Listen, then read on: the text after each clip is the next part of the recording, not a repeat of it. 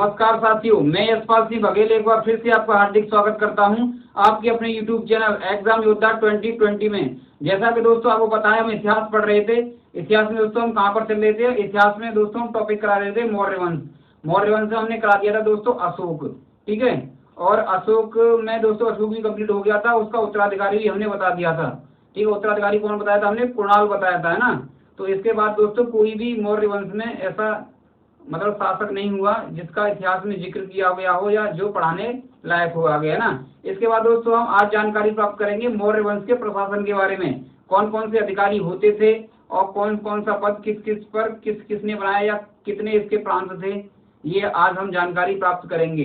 इससे पहले दोस्तों इससे पहले की अगर मैं बात बताऊं तो हमने दोस्तों भारत के इतिहास में प्रागैतिहासिक काल करा दिया, आद्य ऐतिहासिक काल करा दिया। इस टाइम पे जो हम चल रहे हैं दोस्तों ऐतिहासिक काल में प्राचीन भारत करा रहे हैं।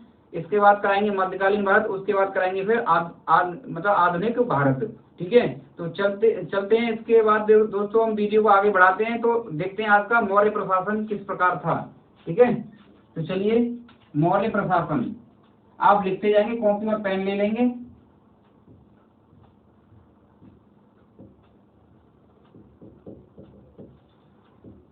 मौर्य प्रशासन की अगर बात की जाए तो दोस्तों किसके अनुसार? अर्थशास्त्र के अनुसार, है ना। अर्थशास्त्र के अनुसार और चाणक्य के अनुसार अगर बात की जाए तो ये जो प्रशासन था इनका क्या था? प्रजातंत्रात्मक था। क्या था दोस्तों? सॉरी दोस्तों, क्या था ये? राजतंत्रात्मक था। देखो, राजतंत्र और प्रजातंत्रात्मक में क्या अंतर है? देखो, राजतंत्रात्मक है ना, और प्रजातंत्रात्मक।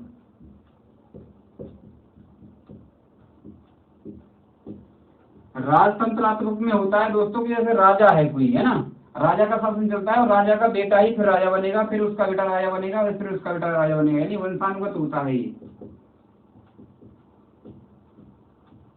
अगर प्रजातंत्र की बात करें तो प्रजातंत्र में क्या होता है? प्रजा चुनती है कि हमारा राजा कौन होगा, यानी एक तरह से कहते हैं ना इलेक्शन, यानी वोटिंग करके जो होता है वही होता है आपका क्या?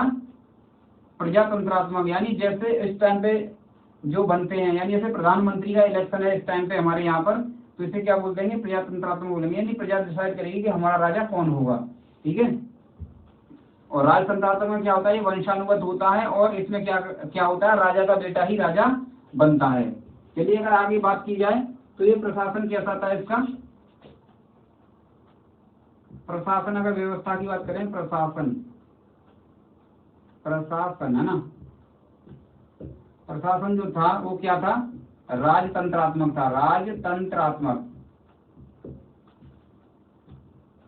ठीक है। राजतंत्रात्मक था ये, यानी राजा का बेटा ही राजा बनेगा, ठीक है। आगे अगर दोस्तों बात की जाए तो अर्थशास्त्र के अनुसार राज्य के कितने बताए हैं? 7 अंग बताए गए हैं।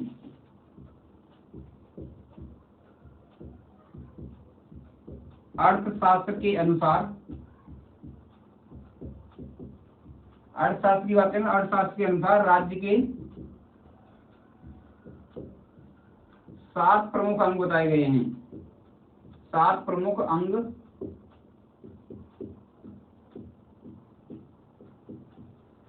बताए गए हैं। अब ये 7 प्रमुख अंग कौन कौन से हैं ये हम देखेंगे, ठीक है दोस्तों। तो 7 प्रमुख अंग की अगर बात करी है तो पहला इसमें दोस्तों राजा हो गया, ठीक है। दूसरी अगर बात की जाए दोस्तों क्या हो गया?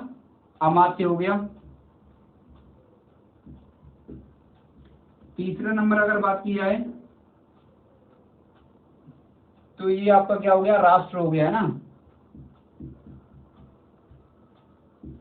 चौथी अगर बात की जाए तो दुर्ग हो गया। ये राष्ट्र, ये क्या है? राज्य के प्रमुख अंग हैं, दुर्ग हो गया। पांचवें अगर बात की जाए दोस्तों तो बल हो गया। क्या हो गया? बल, ठीक है। छठे की अगर बात की तो कोष हो गया, कोष, इसमें पैसे जमा करते हैं ना। बल का मतलब होता है दोस्तों सेना, ठीक है। सातवां अगर बात की जाए, सातवां आ जाएगा वैसे, है ना। चलिए, सातवां अगर बात की जाए तो यह क्या है? मित्र। सातवां क्या है? मित्र, है ना। तो ये 7 अंग है। राज्य के प्रमुख अंग कौन कौन से? अर्थशास्त्र के अनुसार राजा होना चाहिए, अमात्य होना चाहिए, राष्ट्र, दुर्ग, बल, कोष और मित्र, ठीक है। इसके बाद दोस्तों आगे चलते हैं हम। आगे अगर दोस्तों बात की है तो राजा के, ऐसा तो है नहीं कि राजा पूरा जो है राजा जो है प्रशासन कर लेगा, है ना, पूरा प्रशासन देख लेगा। तो राजा की सहायता के लिए क्या होते थे,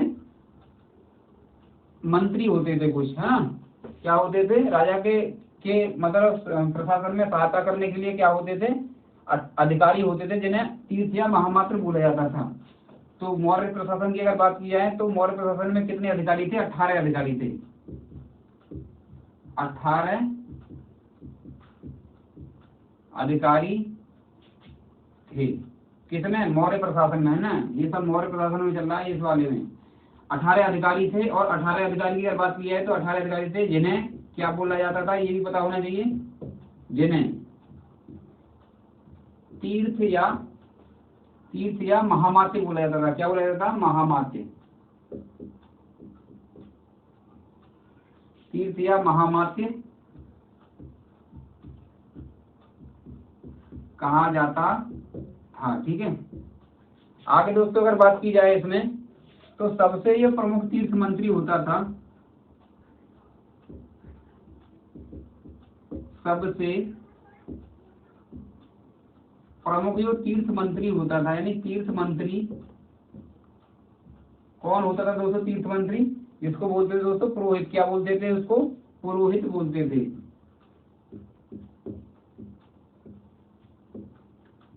पुरोहित के बारे में बात करें, देखो दोस्तों आपने मंदिर या मस्जिदों में देखा होगा कि जो पूजा पाठ करने वाले होते हैं, जो नमाज अदा करने वाले होते हैं, उन्हें एक तरह से क्या बोलते हैं, उन्हें एक तरह से पुरोहित बोलते हैं। तो उसी प्रकार से क्या होता था, एक सबसे प्रमुख मंत्री कौन होता है, पुरोहित, जिसकी राजा भी बहुत ज्यादा बातें मानता था।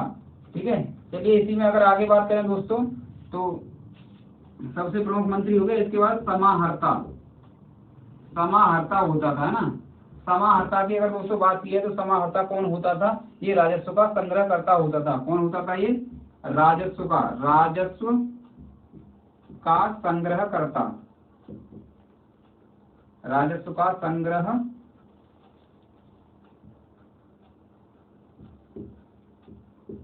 राजस्व आप समझते ही होंगे दोस्तों। राजस्व में क्या होता है कि जो क्या राजस्व का मतलब होता है राज्य का जो टैक्स वगैरह आता था उसका संग्रह कौन करता था, समाहर्ता उसका संग्रह करता था। ठीक है, आगे दोस्तों अगर हम बात करें समाहर्ता के बाद तो आगे होता था सन्निधाता, सन्निधाता,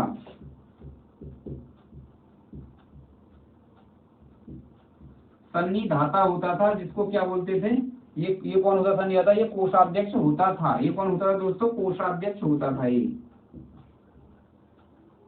कोषाध्यक्ष, कोषाध्यक्ष, है ना, कोषाध्यक्ष होता था ये। और अगर इसकी बात करें दोस्तों तो ये क्या करता था, जो भी राजस्व आता था उसकी जानकारी रखता था ये ना, कि कितना आ रहा है और कितना कहीं पे जा रहा है, यानी पूरा कोष का जो था, जो उसका पैसे का देख रेख था, उसकी देखभाल कौन करता था दोस्तों, वो करता था सन्निधाता। ठीक है, आगे दोस्तों अगर बात करी जाए सन्निधाता के बाद अगर आगे हम देखते हैं तो सेनापति होता था। सेनापति से दोस्तों आप समझ ही गए होंगे, सेनापति, सेनापति की बात करें तो ये युद्ध विभाग का अध्यक्ष होता था, युद्ध विभाग, ये युद्ध विभाग का अध्यक्ष होता था। ठीक है, सेनापति से ही आप समझ गए होंगे ये कौन होता था, ये युद्ध विभाग का अध्यक्ष होता था। आगे बात करें राजकुमार, चलो पहले नायक कर लेते हैं ना, नायक, नायक की अगर बात की है तो ये सेना का संचालन करता था दोस्तों। क्या करता था, ये सेना का संचालन करता था, सेना का संचालन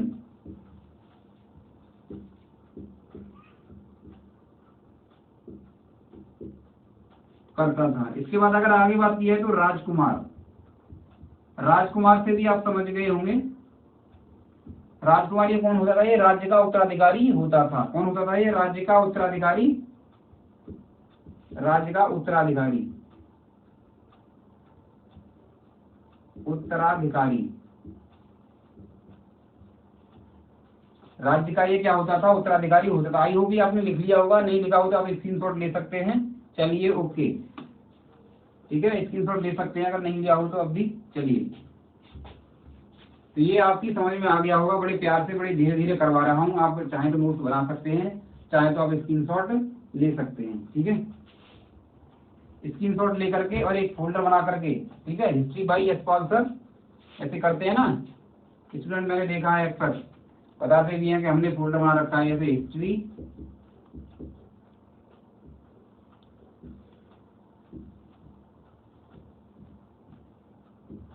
बाय यशपाल सर, ऐसे फोल्डर बना लिया फाइल मैनेजर में, और इसमें जितने भी फोटो वगैरह सब डालते रहे। ठीक है, ऐसे कर सकते हैं।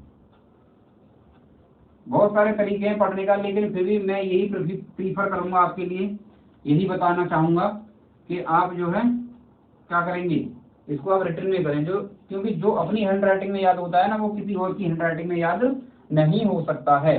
चलिए आगे अगर बात करें दोस्तों तो, ठीक है, अब द्वितीय श्रेणी के अधिकारियों की बात करेंगे। अब किसके द्वितीय श्रेणी के अधिकारियों की अगर बात करें,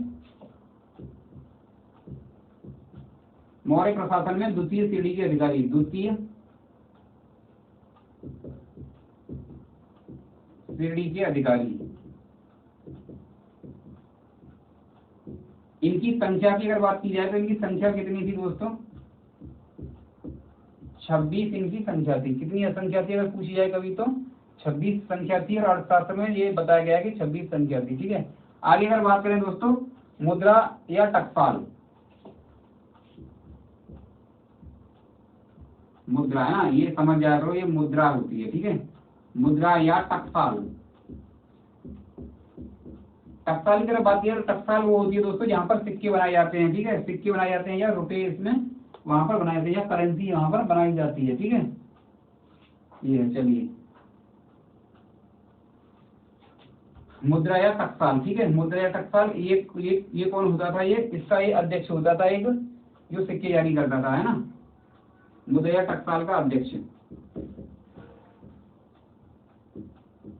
इसका क्या काम रहता था, ये सिक्के जारी करता था दोस्तों, क्या करता था, ये सिक्के जारी करता था,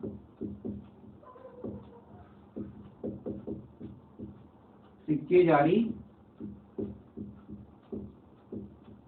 करता था। ठीक, आगे अगर दोस्तों अगर हम देखें तो इसमें एक पंडाध्यक्ष होता था। कौन होता था, एक पंडाध्यक्ष,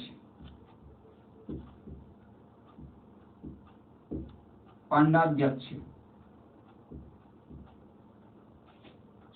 कौन होता दोस्तों, ये एक पंडाध्यक्ष होता था। ये पंडाध्यक्ष करता क्या था दोस्तों, ये व्यापार का अध्यक्ष होता था, है ना, ये क्या होता था, ये व्यापार का, अब भी होते हैं इस टाइम पर ही व्यापार के अध्यक्ष होते हैं, व्यापार संगठन जो है उसके अध्यक्ष होते हैं अब भी, तो ये ऐसे ही था, व्यापार का अधिकारी या अध्यक्ष, है ना।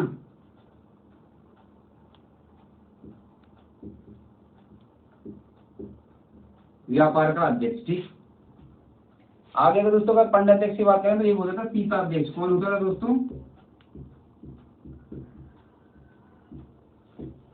सीताध्यक्ष होता था। सीताध्यक्ष की अगर बात करें दोस्तों तो ये क्या करता था सीताध्यक्ष, ये राजकीय जो कृषि विभाग होता है, क्या होता है, राजकीय जो कृषि विभाग होता है उसका अध्यक्ष होता था, राजकीय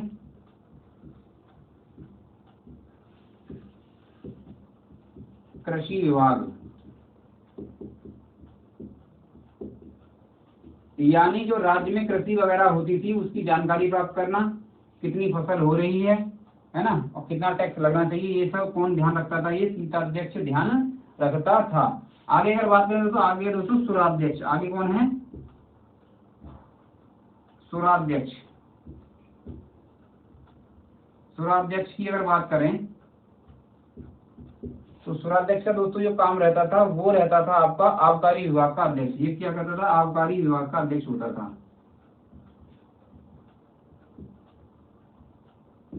आबकारी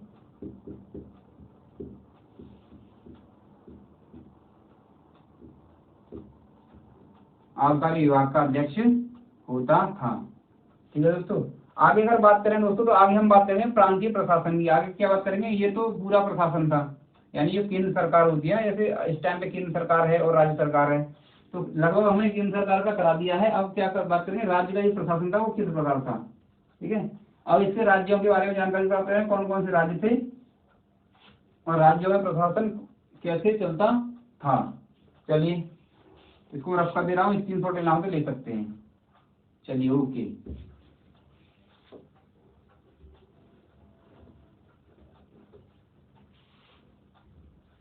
अगर कभी छूट भी जाया करे दोस्तों तो वीडियो जो है क्या आप बैक करके भी देख सकते हैं ना।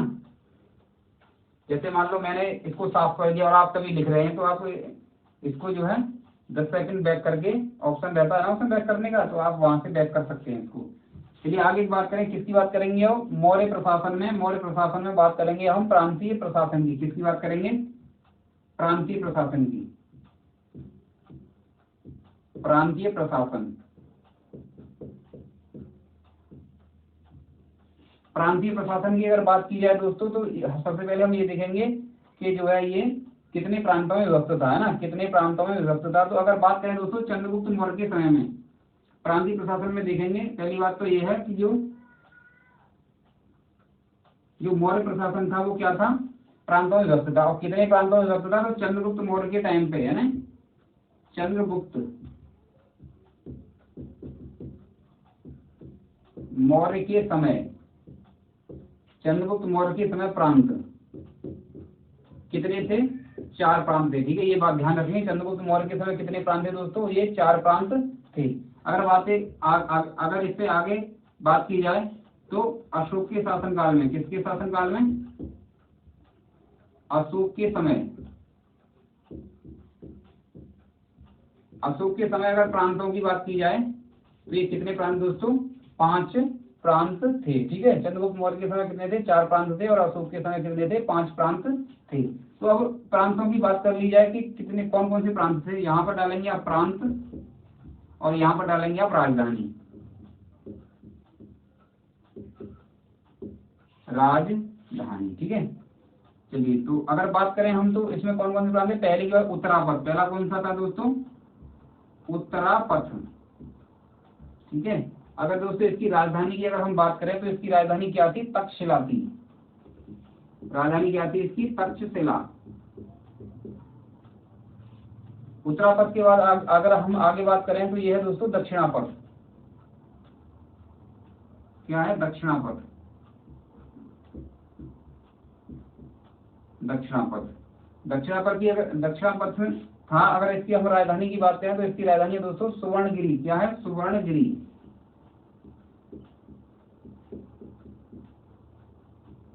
जैसे है ना दोस्तों भारत हो गया, भारत में यूपी हो गया, यूपी की राजधानी लखनऊ। ऐसे ही दोस्तों क्या हो गया कि मगध में क्या हुआ? मगध में ये प्रांत हैं, मगध में ये प्रांत हैं, फिर इनकी राजधानी इस प्रकार से है। तो पहला हो गया ये आपका, ये दूसरा हो गया। अब तीसरे की दोस्तों अगर हम बात करें तो तीसरा है दोस्तों हमारा अवंती। तीसरा कौन सा है? अवंती। अवंती की अगर बात करें तो अवंती की जो राजधानी है वो कौन सी है? उज्जैन। उज्जैन या उज्जैनी। ठीक है, चौथी अगर हम बात करें अवंती के बाद अगर बात करें तो मध्य देश। क्या है दोस्तों? मध्य देश।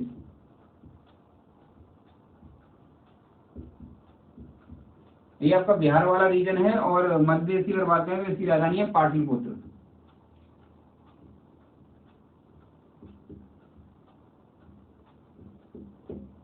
पाटलिपुत्र क्या है दोस्तों? इसकी राजधानी की बात की तो पाटलिपुत्र है ना, पाटलिपुत्र। चलिए, जिसे पटना बोलते हैं इस टाइम पे वर्तमान में। अगर आगे बात करी जाए दोस्तों मध्य देश के बाद लास्ट हमारा हो जाएगा कलिंग। कलिंग के बारे में आपको पता ही होगा, मैंने बताया था कलिंग के बारे में, कल बताया था। अगर आप चाहें तो उस वीडियो को देख सकते हैं, लिंक मैंने डिस्क्रिप्शन में दे दिया है। कलिंग को जीत लिया था किसने? अशोक ने। ठीक है, तो कलिंग की अगर बात करें तो इसकी राजधानी तोसली। क्या था दोस्तों इसकी राजधानी क्या थी? तोसली इसकी राजधानी थी। तोसली, है ना। चलिए आई होप ये आपको समझ में आ गए होंगे। नहीं है, यानी उत्तरापथ की अगर बात करें तो तक्षशिला। क्या है? तक्षशिला। दक्षिणापथ की अगर बात करें सुवर्णगिरी है। अवंती की बात करें तो उज्जैन या उज्जैनी। और अगर मध्य प्रदेश की बात करें तो पाटलिपुत्र है दोस्तों। और अगर कलिंग की बात करें तो ये क्या है? तोसली है। ठीक है, चलिए आगे चलते हैं। आगे लिख लिया होगा या स्क्रीनशॉट ले लिया होगा। ठीक है, चलिए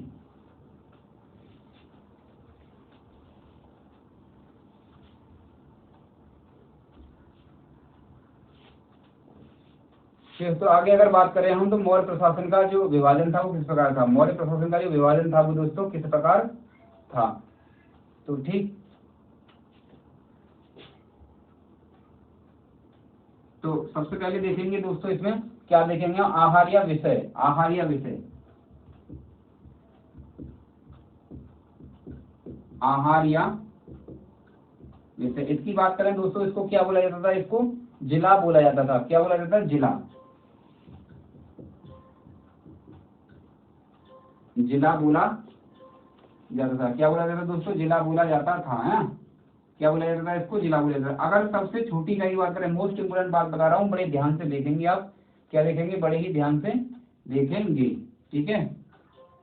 चलिए, तो सबसे छोटी इकाई की बात करें तो सबसे छोटी मतलब राज्य की सबसे छोटी इकाई बात करें, किसकी, राज्य की सबसे छोटी इकाई, राज्य की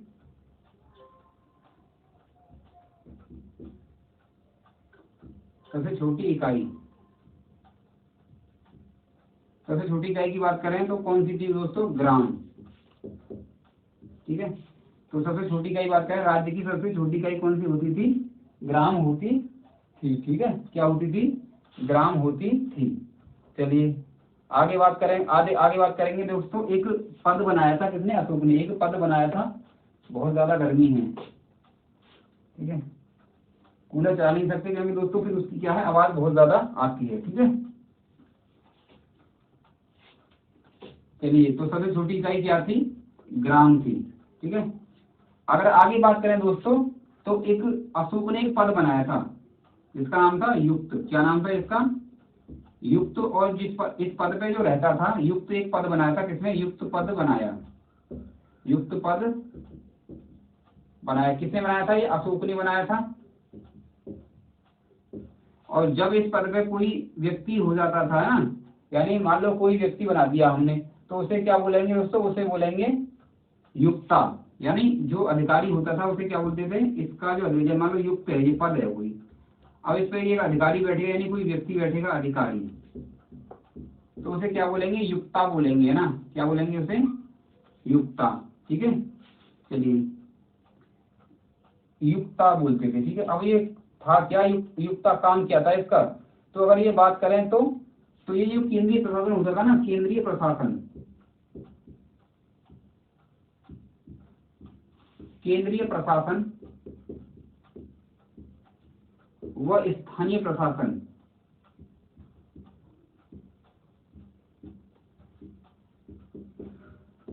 केंद्रीय प्रशासन या स्थानीय प्रशासन के बीच की कड़ी होती थी, के बीच की कड़ी, ठीक है। आई होप आपने लिख लिया होगा। चलिए आगे चलते हैं इसके बाद। दोस्तों आगे अगर हम बात करें इसमें, तो अब ये देखेंगे,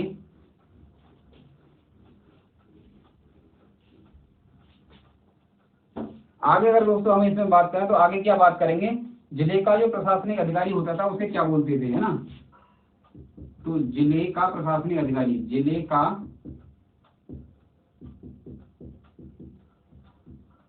प्रशासनिक अधिकारी, ये कौन होता था, अगर इसकी बात करें दोस्तों, तो ये कौन होता था, जिले का प्रशासनिक अधिकारी, इसको बोलते थे स्थानिक। क्या बोलते थे दोस्तों, स्थानिक, इसको स्थानिक बोलते थे, है ना। स्थानिक, स्थानिक के बाद जो आता था, यानी स्थानिक के बाद, है ना, स्थानिक के बाद या स्थानिक के नीचे या स्थानिक का जो जूनियर होता था उसे क्या बोलते थे, उसे गोप बोलते थे, है ना। क्या बोलते थे उसे, गोप। यानी स्थानिक हो गया एक तो आपका स्थानिक, है ना, और इसके बाद का जो अधिकारी होता था उसे क्या बोलते थे, उसे गोप बोलते थे, जो स्थानिक के लिए कार्य करता, एक तरह से असिस्टेंट मान लो उसका, ठीक है। अगर आगे बात करें दोस्तों, तो 10 गांव का जो नियंत्रण करता था वो गोप करता था। गोप की अगर शक्ति की बात करें तो गोप क्या करता था, तो गोप की अगर बात करें तो ये हो जाएगा 10 गांव का नियंत्रण करता था।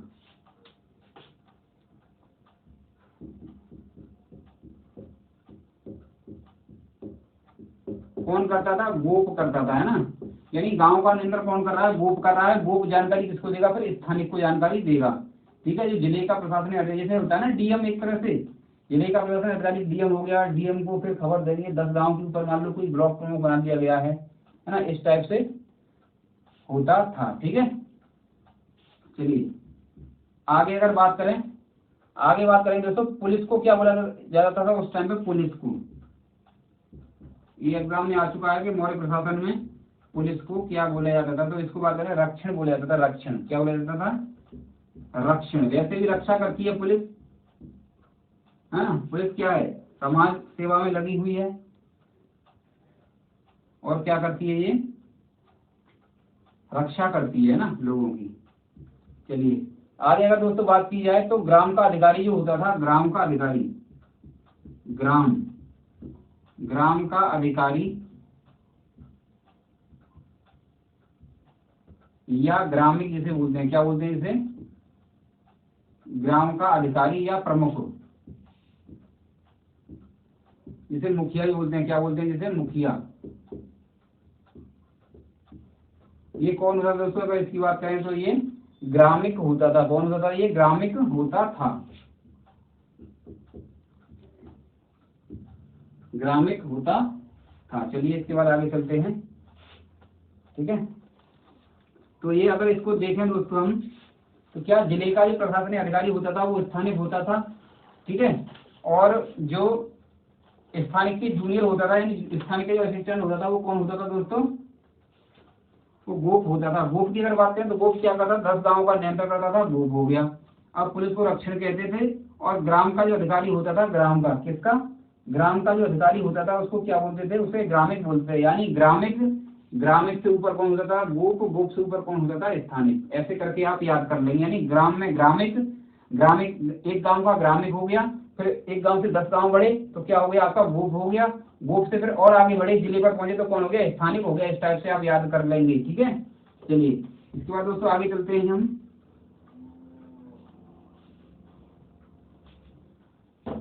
आगे अगर दोस्तों बात की जाए तो अशोक के अभिलेखों के अधिकारी की बात करेंगे हम, है ना। अशोक के अभिलेखों के अधिकारी। दोस्तों ये वीडियो लंबी हो जाएगी, इसीलिए आज यहीं पर छोड़ते हैं। आगे क्या बात करेंगे हम? अशोक के अभिलेखों में अधिकारी मिले हैं, यानी अशोक जो था, सम्राट अशोक, उसको जो अभिलेख थे यानी शिलालेख थे, उसमें जो अधिकारी प्राप्त हुए हैं उसके बारे में हम जानकारी प्राप्त करेंगे। आई होप दोस्तों ये लेक्चर आपको बहुत पसंद आया होगा। अगर ये लेक्चर आपको पसंद आया है तो आप इसको लाइक करें, ज़्यादा से ज़्यादा शेयर करें। अगर आप हमारे चैनल पर आप नए आए हैं तो हमारे चैनल को सब्सक्राइब करें। इससे पहले दोस्तों हमारी जितनी भी क्लास हैं हमने लिंक जो है वो डिस्क्रिप्शन में दे दी है, वहां से जाकर के आप सारी क्लास देख सकते हैं एक एक करके, ठीक है। इसके अलावा मैं बताना चाहूंगा दोस्तों, हमारी ट्रिक की क्लास आती है योद्धा ट्रिक नाम से, बहुत ही शानदार जबरदस्त ट्रिक से डिजाइन की गई है। वो काफी मेहनत लगती है उन्हें बनाने में। उन जो वीडियो है वो जो वीडियो है उनको भी आप देखें, ठीक है। और उसकी मैंने लिंक जो है वो डिस्क्रिप्शन दे दी है, उसकी प्लेलिस्ट वहां जाकर के आप दे सकते हैं, ठीक है। इसके अलावा दोस्तों स्वस्थ रहें, मस्त रहें, धन्यवाद।